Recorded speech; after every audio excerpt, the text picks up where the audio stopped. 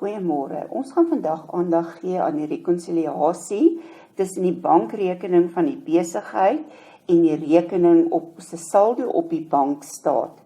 Indien hulle vir ons die vorige maand se rekonsiliasiestaat gee, is dit 'n aanduiding wat se inskrywings die bank nog moes voltooi wat reeds in die besigheid se boeke voltooi was. So ons gaan moet kyk of hierdie inskrywings wat op die vorige bankrekon is, wel op die huidige maand se rekon gedoen is. As dit nie op die huidige maand se bankstaat voorkom nie, gaan dit weer 'n keer op die bankrekonsiliasiestaat aangedui moet word. Die volgende inligting is verkry en dit is vergelyk met die bankstaat en die joernale. Die totaalkolom van die KOJ was 2480 en die totaalkolom van die KBJ is 1940. So ons gaan begin met hierdie bankkolom totale waarmee opgehou was. En ons gaan in ons bankrekening begin met die saldo wat in die bankrekening verskyn het aan die einde van die vorige maand. Ek gaan dus in my kontantontvangste joernaal wys dat op die 30ste Junie was die totale in my bank gewees 2480 en in die kontantbetalingsjoernaal was die totaal in die bankkolom 1940. En die saldo wat in die vorige maand se bankrekonsiliasiestaat verskyn het, was my beginsaldo in die bankrekening vir die huidige maand. Die volgende bedrag kom op die bankstaat vir Junie voor, so dis inskrywings wat die bank in Junie voltooi het, maar dit verskyn nie op die kontantontvangste en kontantbetalingsjoernaal vir Junie nie. So eerstens wat ek moet gaan doen is om te kyk of hierdie bedrag wat nou op die bankstaat vir Junie is, dalk bedrag is wat ons die vorige maand gewys het, hulle nog moet doen. So hier is check nommer 495 en daar is check nommer 495, so dis een van die inskrywings wat hulle nog moes voltooi het. Dan check nommer 500 het hulle ook voltooi en hulle het 'n deposito van 530 wat ons aangetoon het aan die einde van die vorige maand ook voltooi. So die enigste inskrywing wat nie op die huidige bankstaat voorkom nie, is check nommer 499. Hulle kan dus vir ons addisionele inligting gee oor check nommer 499 om te wys dat byvoorbeeld die check het verjaar en ons moet hom kanselleer of dat hy weggeraak het in die pos, een of ander inligting wat hulle vir ons kan gee. As hulle niks inligting gee nie, dan beteken dit die check is nog uitstaande en dan moet hy in die volgende bankrekonsiliasiestaat weer getoon word. Onthou, 'n check is geldig vir 6 maande nadat jy hom uitgereik het. So dit beteken die persoon wat die check by jou ontvang het 6 maande tyd om hom te gaan wissel by die bank. 'n Deposito van 900 kom nie op die bankstaat voor nie. Dit beteken die besigheid het hierdie 900 aan die einde van die maand gedeponeer. Die bank het al reeds hulle rekening afgesluit, dis hoekom dit nie op die bankstaat voorkom nie. So ons gaan op die huidige bankrekonsiliasiestaat vir Junie wys dat die bank in die toekoms nog hierdie deposito van 900 moet toon.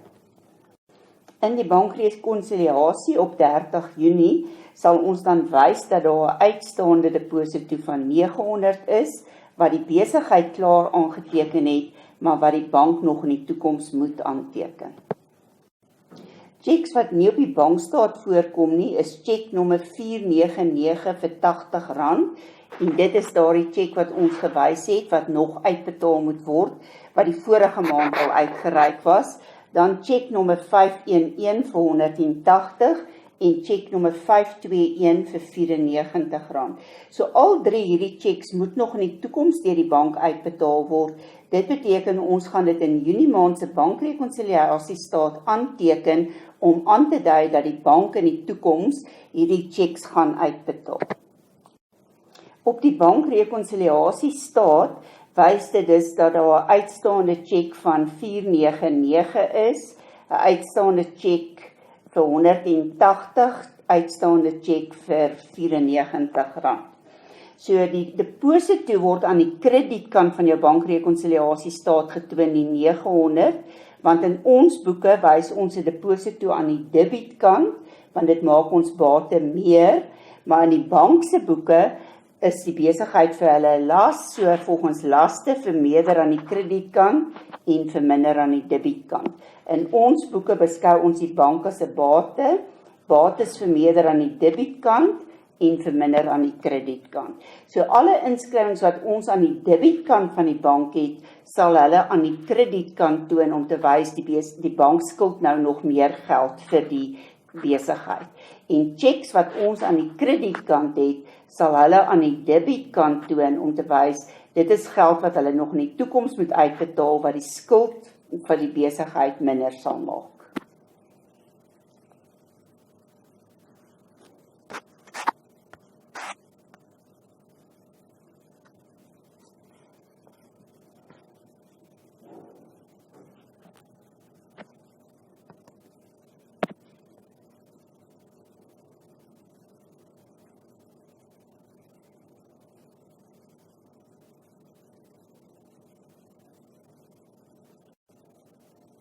Bankkoste wat op die bankstaat aangetoon word, is byvoorbeeld diensfooi, kontanthanteringsfooi, kredietkaartfooi en rente.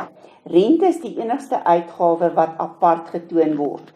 Hy word nie saam met die bankkoste getel nie. So om te bepaal wat is die totale bankkoste wat ons moet betaal, gaan ek die R5 plus die R10 plus die R36 bymekaar tel om te kyk wat is die totale bankkoste wat betaal moet word.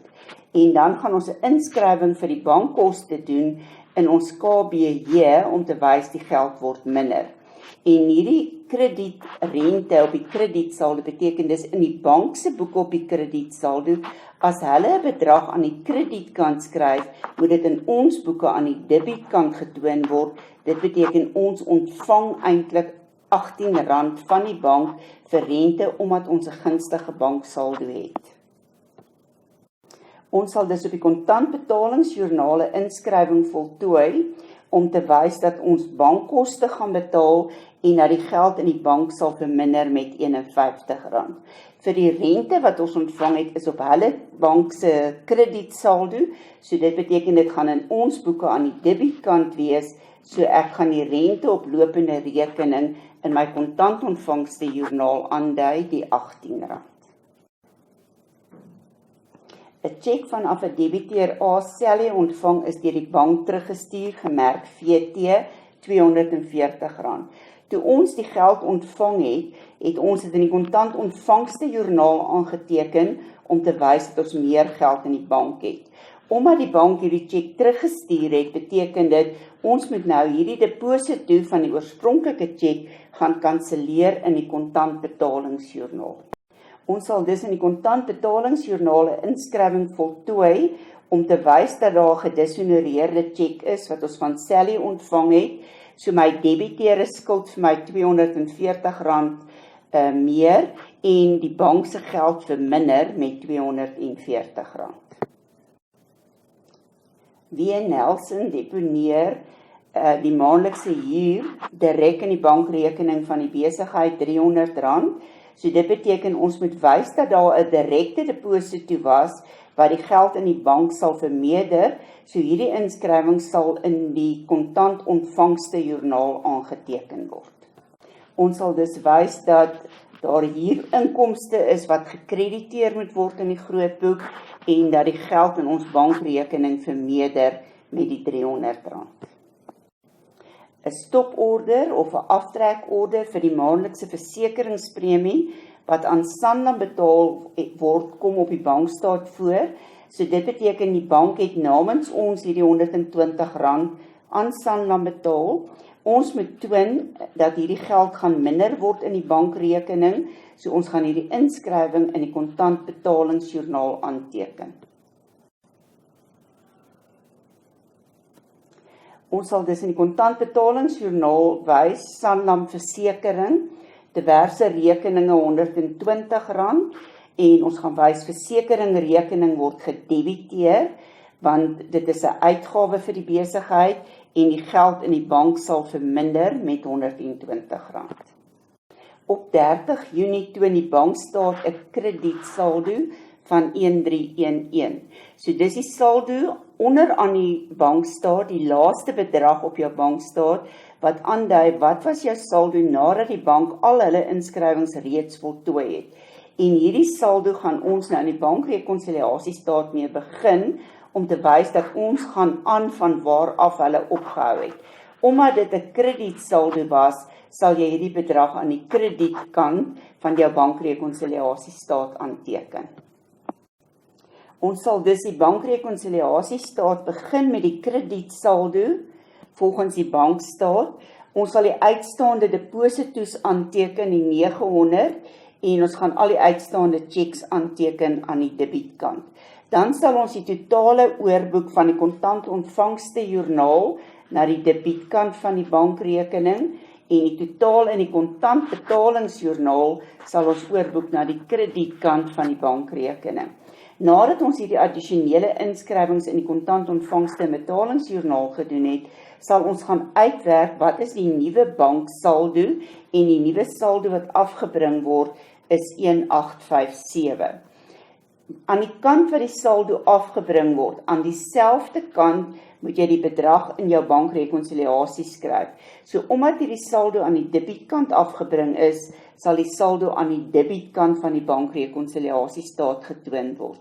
As ons al hierdie inskrywings voltooi het, wat die bank nog moet voltooi op die bankrekonsiliasiestaat en die inskrywings wat die besigheid nog moes voltooi het in die kontantontvangste en kontantbetalingsjoernaal, behoort hierdie twee totale dieselfde te wees. As hulle nie dieselfde is nie, beteken dit dat daar iewers 'n fout is. Wat het ons geleer? Ons moet eerstens bepaal of die inskrywings van die vorige bankrekonsiliasiestaat in die huidige bankstaat aangeteken is. Indien dit nie op die bankstaat voorkom nie, moet dit weer 'n keer op die huidige bankrekonsiliasiestaat aangetoon word. Dit sal gewoonlik checks wees, omdat checks 6 maande kan inbetaal word om geld te ruil vir die check. Die banksaldo van die vorige bankrekonsiliasiestaat moet in die bankrekening getoon word as die saldo waarmee die bankrekening aan die begin van die huidige maand begin. Dan die eindsaldo van die bankrekening nadat ons al die addisionele inskrywings in die kontantontvangste joernaal en kontantbetalingsjoernaal gedoen het, moet in die bankrekonsiliasiestaat aangetoon word, sodat ons kan bepaal of die debiettotale en die krediettotale dieselfde is.